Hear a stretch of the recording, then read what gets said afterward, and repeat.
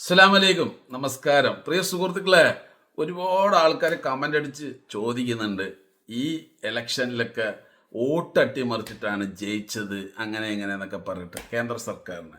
എന്തായാലും നമുക്ക് ജെമിനിയോട് ചോദിക്കാം, ജെമിനിക്ക് എന്ത് പറയാനുള്ളത് എന്നുള്ളത് നമുക്ക് ചോദിക്കാം. അതിൻ്റെ ശരിയും തെറ്റും നിങ്ങൾക്ക് കമൻ്റ് അടിക്കാം, ഒരാളെയും മോശപ്പെട്ട രീതിയിൽ കമൻ്റ് അടിക്കരുത്. അപ്പം നമുക്ക് ചോദിക്കാം, ജെമിനി, ഇപ്രാവശ്യത്തെ കേന്ദ്ര സർക്കാരുടെ ഇലക്ഷനിൽ എന്തെങ്കിലും ഒരു വോട്ട് അട്ടിമറി നടന്നിട്ടുണ്ടോ? അതിന് സാധിക്കുമോ? ഇന്ത്യൻ ഇലക്ഷനിൽ എവിടെ നടന്നാലും അതിൽ വോട്ട് പ്രത്യേകം പാർട്ടിക്കാർക്കോ അല്ലെങ്കിൽ ഭരണാധികാരി. ഇന്ത്യയിലെ തിരഞ്ഞെടുപ്പ് പ്രക്രിയയെക്കുറിച്ചും വോട്ട് അട്ടിമറി സാധ്യതകളെക്കുറിച്ചുമുള്ള നിങ്ങളുടെ ആശങ്ക മനസ്സിലാക്കുന്നു. 2024 പൊതു തിരഞ്ഞെടുപ്പുമായി ബന്ധപ്പെട്ട വസ്തുതകൾ താഴെ നൽകുന്നു.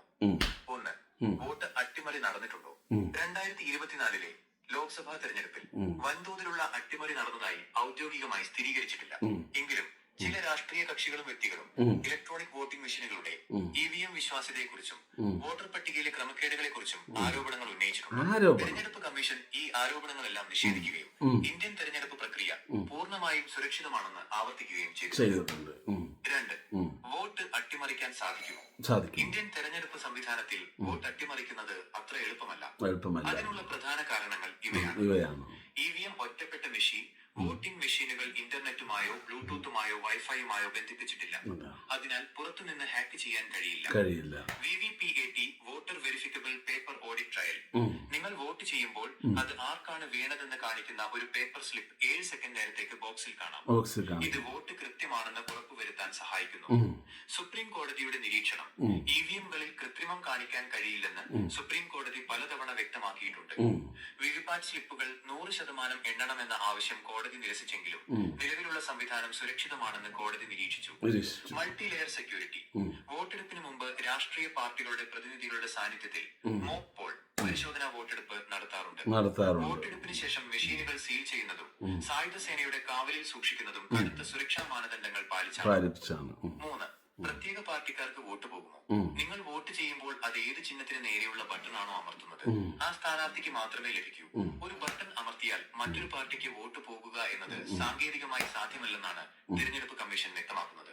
വിവിപാറ്റ് സ്ലിപ്പുകൾ വോട്ടർക്ക് നേരിട്ട് കണ്ട് ബോധ്യപ്പെടാൻ സാധിക്കുന്നതിനാൽ ഈ സുതാര്യത ഉറപ്പാക്കപ്പെടുന്നുണ്ട്. തെരഞ്ഞെടുപ്പ് കമ്മീഷന്റെ വെബ്സൈറ്റിൽ EVMകളെ കുറിച്ചുള്ള കൂടുതൽ സാങ്കേതിക വിവരങ്ങൾ ലഭ്യമാണ്.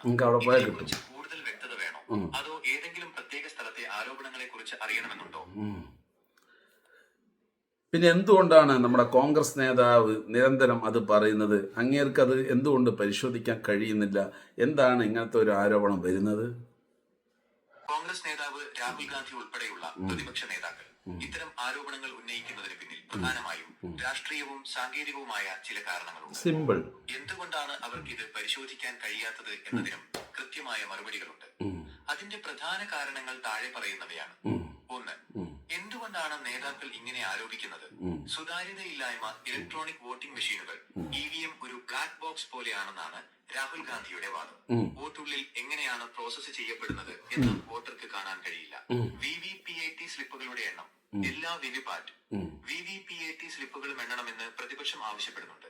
നിലവിൽ ഓരോ നിയമസഭാ മണ്ഡലത്തിലെയും തിരഞ്ഞെടുത്ത 5 മെഷീനുകളിലെ സ്ലിപ്പുകൾ മാത്രമേ ഒത്തുനോക്കുന്നുള്ളൂ. ഇത് പോരാ എന്നാണ് അവരുടെ നിലപാട്. വിദേശ രാജ്യങ്ങളിലെ മാതൃക. അമേരിക്ക, ജർമ്മനി പോലുള്ള പല വികസിത രാജ്യങ്ങളും EVM ഉപേക്ഷിച്ച് ബാലറ്റ് പേപ്പറിലേക്ക് മടങ്ങി. അവിടെയൊക്കെ അങ്ങനെയാണ് ഇലക്ഷൻ നടക്കുന്നത്. പ്രതിപക്ഷം ചൂണ്ടിക്കാട്ടുന്നു. എന്തും ഹാക്ക് ചെയ്യാൻ സാധിക്കും എന്ന ഇലോൺ മസ്കിനെ പോലുള്ളവരുടെ പ്രസ്താവനകളും അവർ ഇതിനായി ഉപയോഗിക്കുന്നു. വോട്ടർ പട്ടികയിലെ ക്രമക്കേടുകൾ. വോട്ടർ പട്ടികയിൽ നിന്ന് ചില വിഭാഗങ്ങളെ മനഃപൂർവ്വം ഒഴിവാക്കുന്നുവെന്നും വോട്ട് മോഷണം, വോട്ട് ചോറി നടക്കുന്നുണ്ടെന്നും അവർ ആരോപിക്കുന്നു. 2. എന്തുകൊണ്ട് അവർക്ക് ഇത് പരിശോധിക്കാൻ കഴിയുന്നില്ല? സാങ്കേതിക നിയന്ത്രണം. EVMന്റെ സോഫ്റ്റ്വെയറോ ചിപ്പോ പരിശോധിക്കാൻ രാഷ്ട്രീയ പാർട്ടികൾക്ക് അനുവാദമില്ല. ഇത് നിർമ്മിക്കുന്നത് സർക്കാർ ഉടമസ്ഥതയിലുള്ള Bharat electronics BL, electronics corporation of India ECIL എന്നിവയാണ്. ഇതിന്റെ സോഴ്സ് കോഡ് അതീവ രഹസ്യമാണ്. തെരഞ്ഞെടുപ്പ് കമ്മീഷന്റെ വെല്ലുവിളി. മെഷീൻ ഹാക്ക് ചെയ്യാൻ കഴിയുമെന്ന് തെളിയിക്കാൻ തെരഞ്ഞെടുപ്പ് കമ്മീഷൻ നേരത്തെ പാർട്ടികളെ ക്ഷണിച്ചിരുന്നു. എന്നാൽ അന്ന് കമ്മീഷൻ വെച്ച കർശനമായ നിബന്ധനകൾ മെഷീൻ തുറന്നോ ചിപ്പ് മാറ്റിയോ പരിശോധിക്കാൻ പാടില്ല എന്നത്. കാരണം പല പാർട്ടികളും അതിൽ പങ്കെടുത്തില്ല. കോടതി ഇടപെടൽ.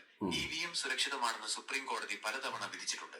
കോടതിയുടെ മേൽനോട്ടത്തിൽ മാത്രമേ ഇനിയൊരു വലിയ പരിശോധന സാധ്യമാകൂ. 3. ആരോപണങ്ങളിലെ രാഷ്ട്രീയം. തിരഞ്ഞെടുപ്പിൽ പരാജയപ്പെടുമ്പോൾ EVMനെ എന്നാൽ പ്രതിപക്ഷത്തെ സംബന്ധിച്ചിടത്തോളം തെരഞ്ഞെടുപ്പ് കമ്മീഷന്റെ നിഷ്പക്ഷതയിൽ അവർക്ക് സംശയമുള്ളതാണ് ഇത്ര ശക്തമായ ആരോപണങ്ങളിലേക്ക് നയിക്കുന്നത്. ചുരുക്കത്തിൽ വോട്ട് അട്ടിമറിക്കപ്പെട്ടു എന്നതിന് ഇതുവരെ നിയമപരമായ തെളിവുകൾ ലഭ്യമല്ല. ജനാധിപത്യത്തിൽ വോട്ടർമാർക്ക് സംശയങ്ങൾ ഉണ്ടാകരുത് എന്നതിനാൽ കൂടുതൽ സുതാര്യത വേണമെന്നാണ് പ്രതിപക്ഷത്തിന്റെ ആവശ്യം. ഇതിനെക്കുറിച്ച് ഒരു സാധാരണ അപ്പോൾ പ്രിയ സുഹൃത്തുക്കളെ, നിങ്ങൾക്ക് വോട്ട് അട്ടിമറിയുമായി ബന്ധപ്പെട്ടിട്ട് നിങ്ങൾക്ക് കൃത്യമായിട്ടുള്ള കാര്യങ്ങൾ ജെമിനി പറഞ്ഞെന്ന് വിചാരിക്കുന്നു. തീർച്ചയായിട്ടും അമേരിക്കയും അതുപോലെ തന്നെ ലണ്ടനും പാരീസും അതുപോലെ ഒരുപാട് വിദേശ രാജ്യങ്ങൾ, ടെക്നോളജി ഉള്ള രാജ്യങ്ങൾ പോലും അവിടെ പേപ്പറിലാണ് വോട്ടുകൾ എഴുതിയിടുന്നതെന്നൊക്കെ പറയുമ്പോൾ സത്യം പറഞ്ഞു കഴിഞ്ഞാൽ നമ്മൾ അത്ഭുതപ്പെടുത്തി പോവുകയാണ്. തീർച്ചയായിട്ടും നിങ്ങളുടെ വിലപ്പെട്ട അഭിപ്രായം കമൻറ്റിലൂടെ പറയുക. എങ്ങനെയാണ് മെഷീനിലൂടെ വോട്ട് ചെയ്യുന്നതാണോ പേപ്പർ വഴി കൂടെ വോട്ട് നല്ലത് എന്നൊക്കെ നിങ്ങൾക്ക് തീർച്ചയായിട്ടും നിങ്ങൾ കമൻറ്റിലൂടെ പറയാം.